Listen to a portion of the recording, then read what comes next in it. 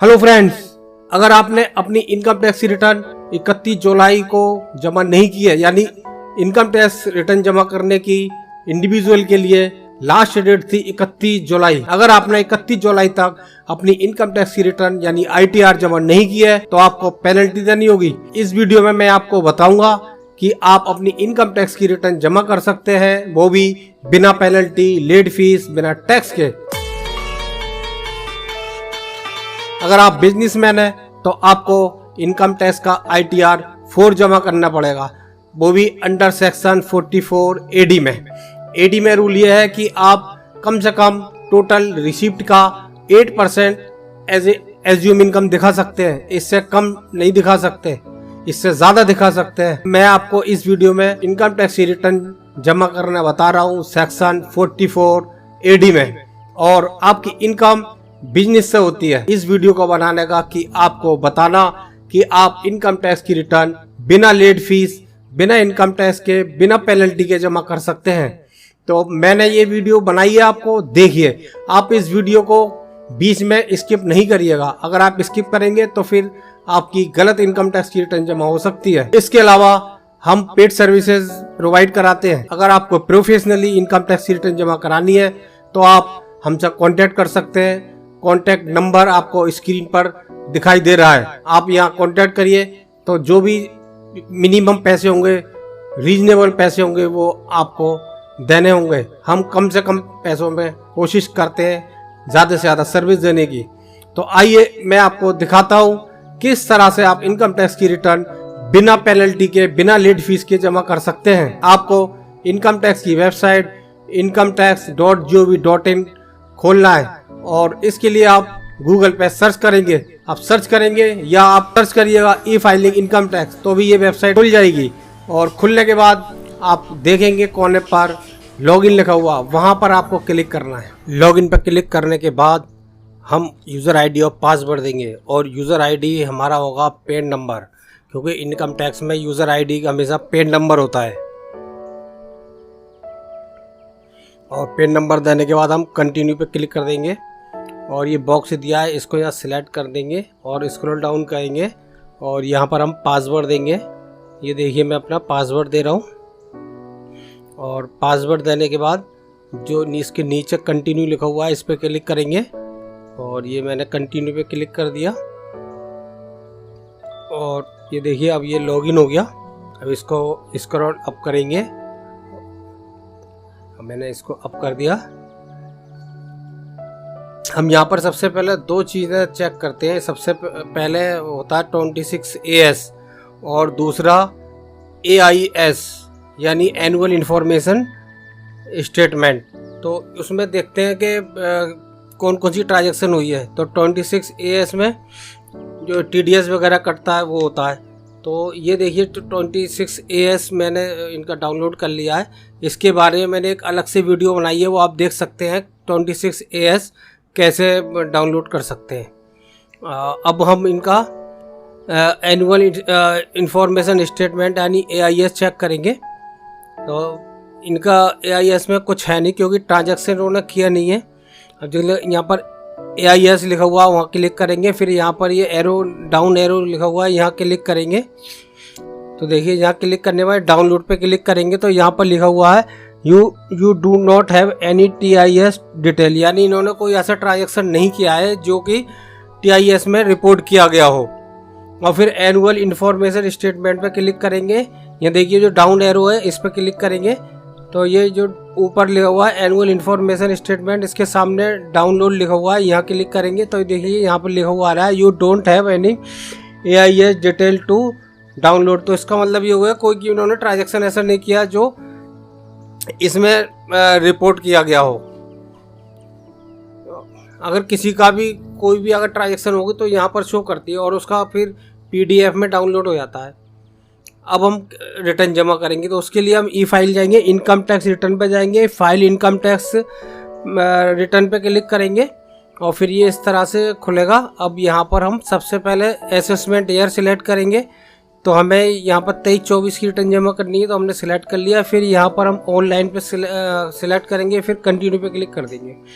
फिर ये यहाँ पर स्टार्ट न्यू फाइलिंग लिखा हुआ है यहाँ क्लिक कर देंगे। फिर थोड़ा प्रोसेस होगा, फिर इसके बाद इंडिविजुअल का सिलेक्ट करेंगे और फिर कंटिन्यू पे क्लिक कर देंगे। और अब यहाँ पर फॉर्म सिलेक्ट करना होता है, तो हमें ITR 4 जमा करना है, तो हम ITR 4 को यहाँ पर सिलेक्ट करेंगे, क्योंकि बिजनेस वाले जो है ना वो ITR 4 जमा करते हैं। तो ये देखिए मैंने ITR 4 सिलेक्ट किया और प्रोसीड विद ITR 4 यहाँ पे मैंने क्लिक कर दिया।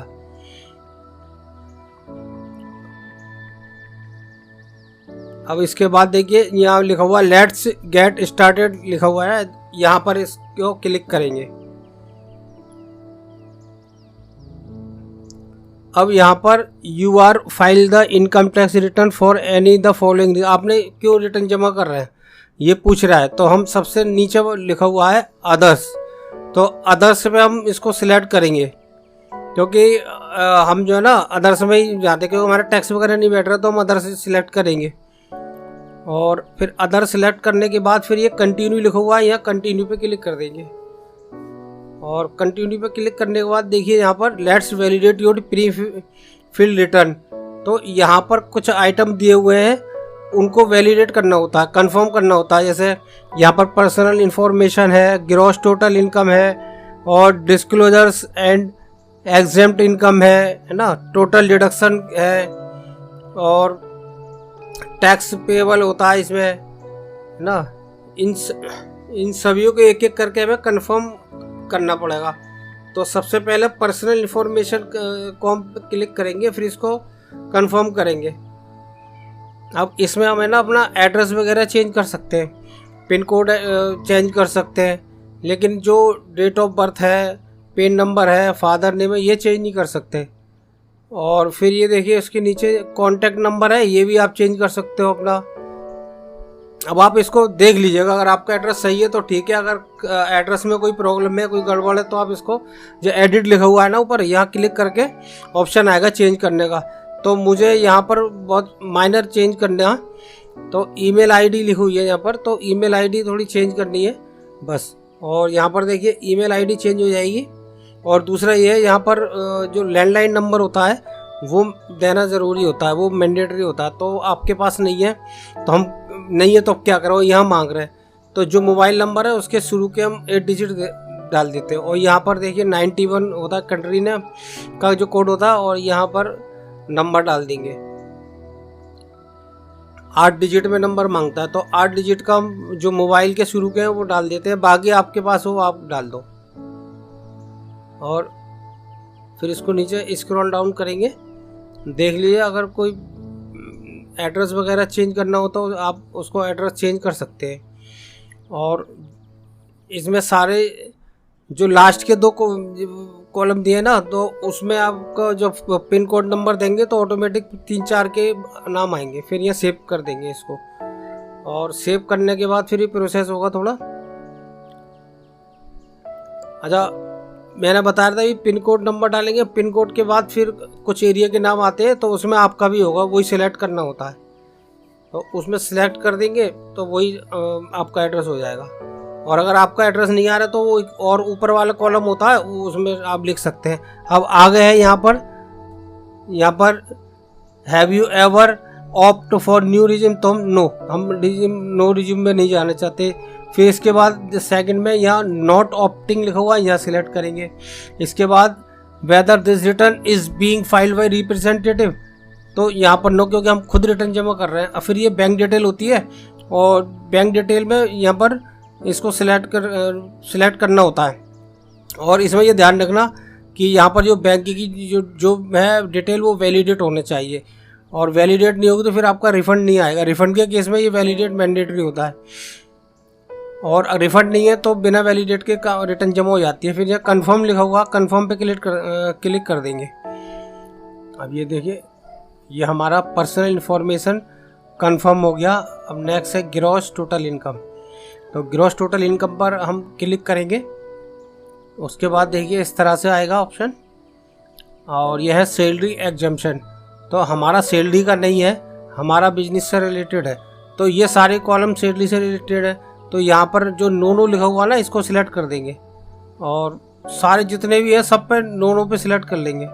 और फिर ये नीचे लिखा हुआ कंटिन्यू, फिर कंटिन्यू पे क्लिक कर देंगे।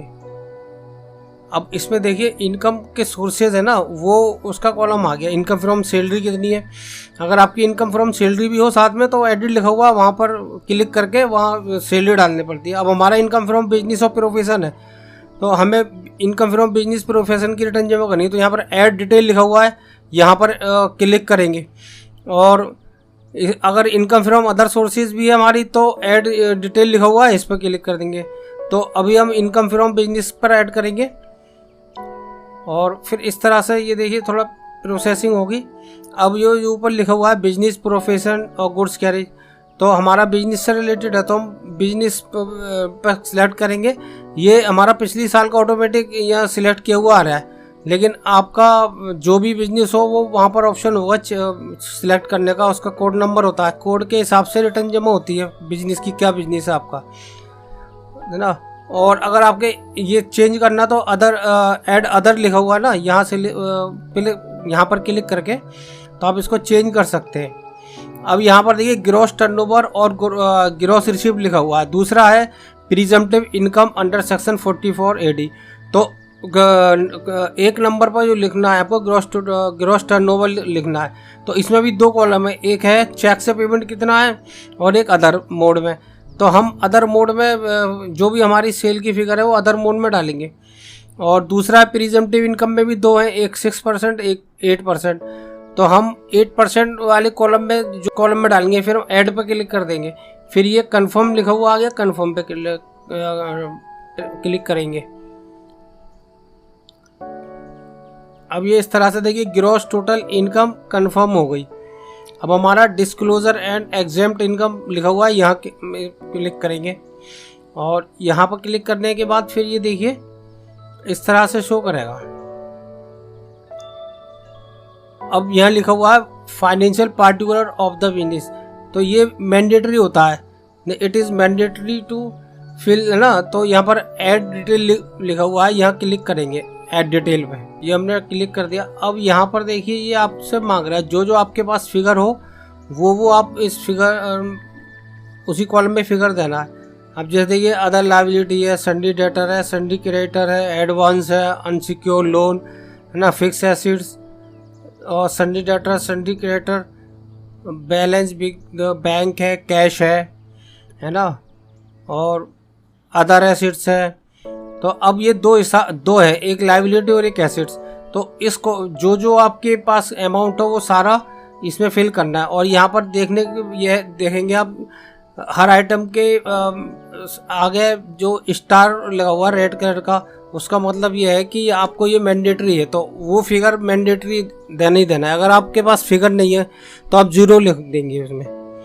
तो 0 लिखने के बाद फिर वो आपका माना जाएगा, फिगर मानी जाएगी। अब ये देखिए मैं इसको फिल करूँगा, जैसे इन्वेंट्री है ना, सन्डी डेटर है, ये जो जो फिगर है मेरी वो मैं फिल करूँगा। जैसे बैंक बैलेंस है, कैश इन हैंड कितना है ये फिल कर दूँगा। अब हमें ये देखना है कि जो हमारी एसेट्स है ना सारी, उसका टोटल, और ऊपर लायबिलिटी और एसेट्स से दो हिस्सों में है ना, ये दोनों का बराबर होने चाहिए। तो ये मैंने यहाँ पर ये डाल दिया। और ऊपर देखिए फिर ये सारा जो भी फिगर आएगी ना नीचे टोटल, वो फिर हम उस सबसे ऊपर वाले में डाल देंगे, जो पार्टनर्स कैपिटल है उस कॉलम में डाल देंगे। यह ध्यान रखना दोनों के जो टोटल एसेट्स और टोटल लायबिलिटी बराबर होना चाहिए, वरना फिर ये नोटिस आने के चांसेस है आपके पास। बहुत ध्यान से इसको फिल करना होता है। अभी हम इसको स्क्रॉल डाउन करेंगे, फिर ये जो ऐड लिखा हुआ है ऐड पे हम क्लिक कर देंगे।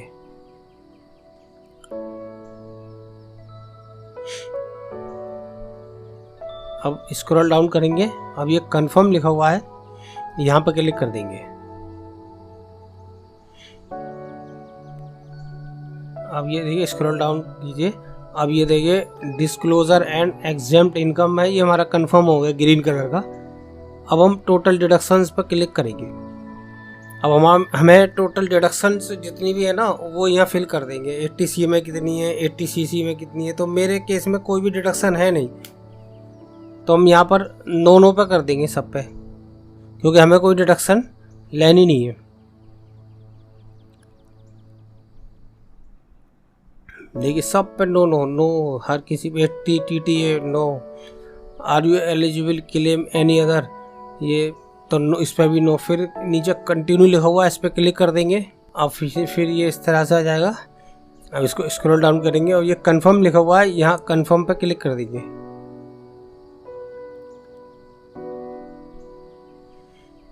अब हम इसको फिर से स्क्रॉल डाउन करेंगे तो हमारा टोटल डिडक्शन जो है ना ये कंफर्म हो गया, ग्रीन कलर का लिखा हुआ आ गया। अब हम टैक्स पेड लिखा हुआ है ना, यहाँ क्लिक करेंगे, इसको कंफर्म करना है हमें।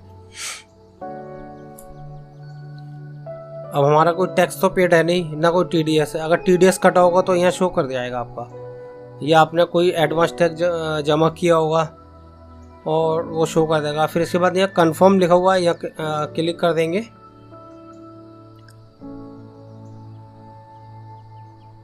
अब ये स्क्रॉल डाउन किया हमने, फिर टैक्स पेड है, ये कंफर्म हो गया हमारा। अब टोटल टैक्स लायबिलिटी को कंफर्म करेंगे तो यहाँ क्लिक करना पड़ेगा हमें, तो हम यहाँ पर क्लिक करते हैं।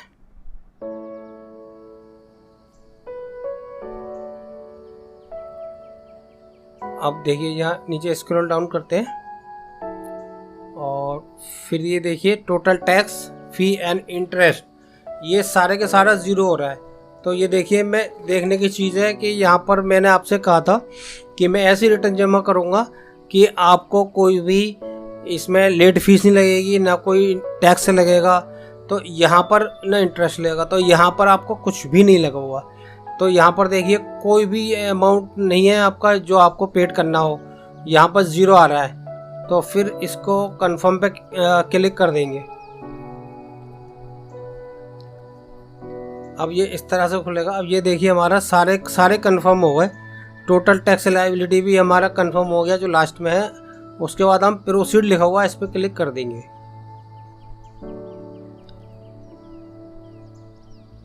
अब देखिए यहाँ लिखा हुआ भी आ गया, you need to make a payment of ₹0, यानी आपको कोई भी पेमेंट करने की ज़रूरत नहीं है।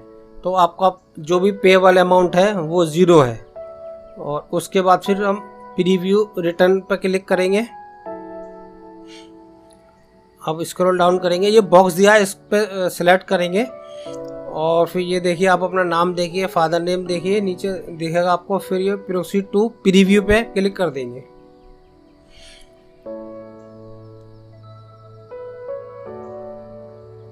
अब ये देखिए इस तरह से आएगा, स्क्रॉल डाउन कर देंगे और फिर प्रोसीड टू वैलिडेशन करेंगे। अब ये देखिए वैलिडेशन सक्सेसफुल हो गई, ये लिखा हुआ आ गया। तो इसका मतलब ये हुआ कि आपकी जो भी रिटर्न है इसमें कहीं पे भी कोई एरर नहीं है। अगर कोई भी एरर आता तो यहाँ पर शो हो रहा होता कि आपकी रिटर्न में ये प्रॉब्लम है और ये एरर आ रहा है। तो जब तक आप वो एरर को पूरा नहीं करेंगे, जब तक आपकी रिटर्न जमा आगे होगी नहीं, है ना। तो फिर उसके बाद प्रोसीड टू वेरिफिकेशन लिखा है, यहाँ क्लिक करेंगे। अब ये देखिए कंप्लीट योर वेरिफिकेशन, ये लिखा हुआ आ गया। अभी आपका है ना, अब हमें क्या है, ई वेरीफाई करनी होती है। इसके बाद रिटर्न आपकी जमा हो गई लेकिन वेरीफाई नहीं हुई ना। तो अब इसके लिए हमें 3 ऑप्शन दिए जाते हैं। एक नंबर 1 हाथ के हाथ होगा, नंबर 2 लेटर यानी बाद में करेंगे, नंबर 3 होता है वेरिफिकेशन बाय ITRV, यानी ITRV का मतलब ये हम इसकी प्रिंट कॉपी निकालेंगे और फिर हमें बेंगलोर भेजना पड़ता है। जब बेंगलोर जाने के बाद वो वहाँ मिलेगी उनको, वो वहाँ सिस्टम में डालेंगे, तब जा कर के वेरीफाई होगी। लेकिन हम ज़्यादातर क्या करते हैं, हमारे क्लाइंटों के पास हाथ के हाथ तो पता नहीं है, कोई क्लाइंट कहीं होगा कहीं नहीं होगा, तो हम क्या करते हैं ई वेरीफाई लेटर पे क्लिक कर देते हैं। अभी हम रिटर्न जमा हो जाती है, वेरीफाई हम बाद में कर लेते हैं, फिर फ़ोन करके कि हाँ भाई अवेलेबल है या नहीं है। तो हम ना इसको ई वेरीफाई लेटर पे क्लिक करेंगे और ई वेरीफाई के लेटर पे क्लिक करके फिर ये कोने पर कंटिन्यू लिखा हुआ है, यहाँ क्लिक कर देंगे।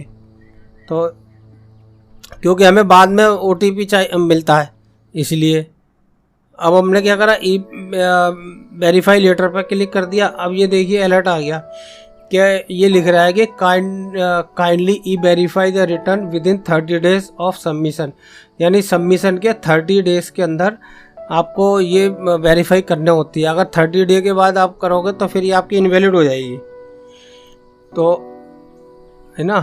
अब हम क्या करेंगे, देखिए कंटिन्यू पे क्लिक करेंगे और फिर ये सबमिट कर देंगे। अब ये हमारे रिटर्न जो है ना वो सबमिट हो गई। देखिए अभी आ गया, you still need to e verify within 30 days to complete the process of return. यानी हमारी रिटर्न जमा हो गई है ना, अब वेरीफाई होना रह गया है।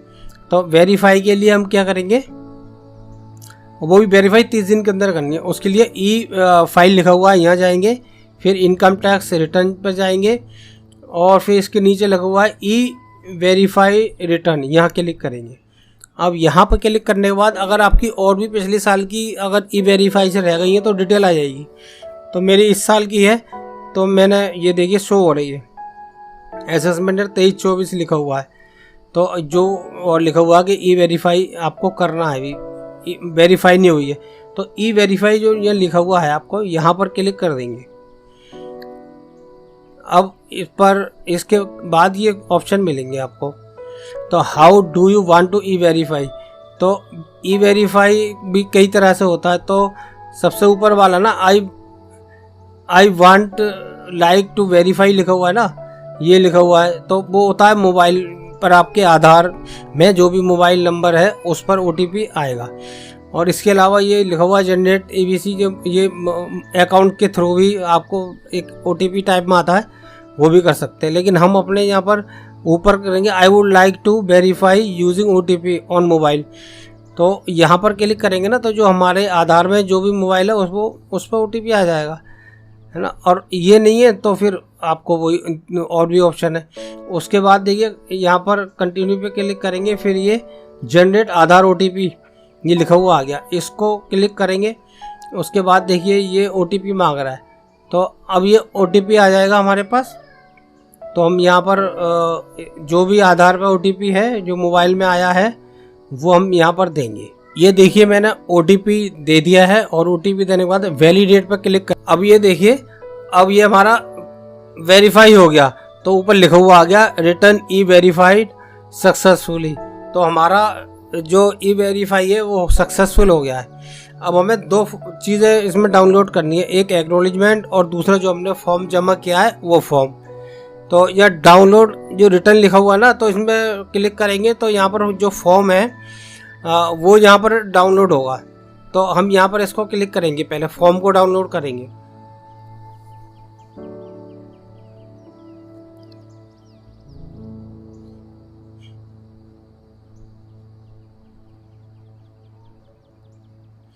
अब यहाँ पर पाथ देंगे जहाँ पे हमें फाइल को सेव करना है और फाइल का नाम देंगे। अब ये हमारा डाउनलोड हो गया। अब हम इसको खोल कर देखेंगे तो ये हमारा फॉर्म डाउनलोड हो गया है। तो इसमें सारी डिटेल आप चेक कर सकते हैं जो जो आपने फीड की है इसमें। तो ये 10 पेजेस का होता है, तो इसको अपने पास रिकॉर्ड में रखेंगे। अब हम करेंगे एक्नॉलेजमेंट को डाउनलोड। अब एक्नॉलेजमेंट के लिए डाउनलोड एक्नॉलेजमेंट पर क्लिक करेंगे और ये देखिए हमें फ़ाइल का नाम देना है और ये हमने फ़ाइल का नाम दे दिया और सेव पे क्लिक किया तो ये हमारा सेव हो गया। अब हम इसको ओपन करेंगे तो ये देखिए हमारी ITR की एक्नॉलेजमेंट आ गई। अभी हमारी 23-24 की जमा हुई है और ये देखिए इसमें कोई भी लेट फीस वगैरह नहीं जमा हुई है ना। और जैसे मैंने आपको बताया था कि इसमें कोई भी लेट फीस जमा नहीं होती है, जिस तरह से मैं बता रहा हूँ। दोस्तों इस वीडियो में मैंने आपको दिखाया कि आप इनकम टैक्स की रिटर्न बिना पेनल्टी के, बिना लेट फीस के जमा कर सकते हैं। लेकिन आपको क्या करना है, आपको करना यह है कि अपनी जो इनकम है वो 2.5 लाख से कम दिखानी है, जैसे मैंने वीडियो में दिखाई हुई है। अगर आप 2.5 लाख से ऊपर इनकम दिखाएंगे तो फिर आपको पेनल्टी लगेगी और वो पेनल्टी होगी 1000 रुपये। अगर आप 5 लाख से ऊपर इनकम शो करते हैं तो आपको 5000 की पेनल्टी लगेगी। तो मैंने इस वीडियो में आपको दिखाया है 2,50,000 से कम की इनकम की ITR। तो आप ध्यान रखिएगा, अगर आपको पेनल्टी नहीं देनी है तो आप अपनी इनकम 2,50,000 से कम होगी आपकी इनकम, तभी आपको पेनल्टी नहीं लगेगी। इसके अलावा अगर आपकी इनकम ज़्यादा है तो फिर आपको पेनल्टी देनी पड़ेगी। तो आपको ये वीडियो पसंद आई होगी। अगर आपको ये मेरी वीडियो पसंद आई हो तो आप मेरे YouTube channel true viral story को ज़रूर सब्सक्राइब कीजिएगा। मैं फरजंद अली, आप देखते रहिए मेरी वीडियोस। और अगर आपने मेरे YouTube channel true viral story को अभी तक सब्सक्राइब नहीं किया है तो प्लीज़ सब्सक्राइब कर लीजिएगा। Thanks for watching this video. नमस्कार।